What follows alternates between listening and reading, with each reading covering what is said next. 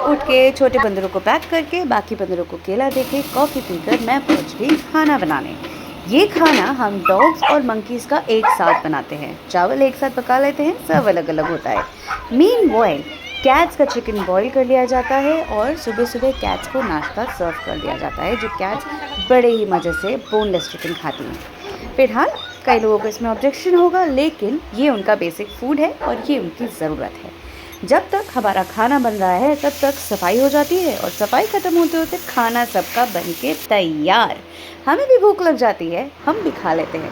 इसके बाद बारी आ जाती है छोटे बंदरों की दूध पीने की और बतखों की और मुर्गियों की दाना खाने की। दाने में हम गेहूँ डाल रहे हैं, सर्दियों में बाजरा और गेहूँ मिलाकर डाला जाएगा।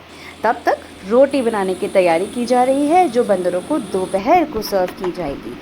कच्ची नरम पकी रोटी होती है। आजकल घास अच्छी हो रही है, तो भूसा लगाने के बजाय गायों को लंबी घास में बांध देते हैं हम। अब कुछ थोड़ी देर रेस्ट करते हैं और हमें भूख लग जाती है, तो मैंने बनाई खिचड़ी। तब तक देविका और योगिनी भाग गए बाहर। ये लोग कहीं नहीं जाएंगे।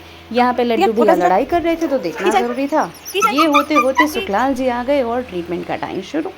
सबका ट्रीटमेंट करते करते टाइम हो गया सबके खाना देने का।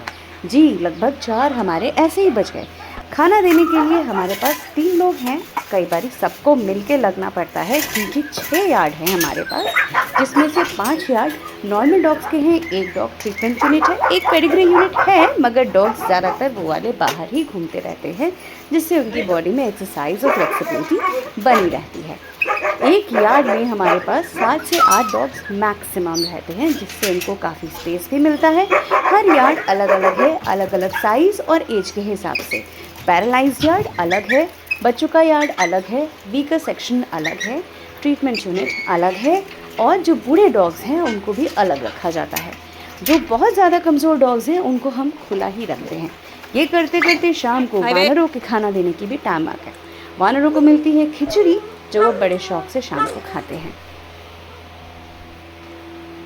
यही सब काफ़ी नहीं होता, तब तक रेस्क्यूज़ भी आ जाते हैं। ज़्यादातर रेस्क्यू सेकेंड हाफ में ही रिपोर्ट होते हैं। काम निपटा के फटाफट रेस्क्यू करके ले आते हैं, जिससे जानवरों की हेल्प हो सके।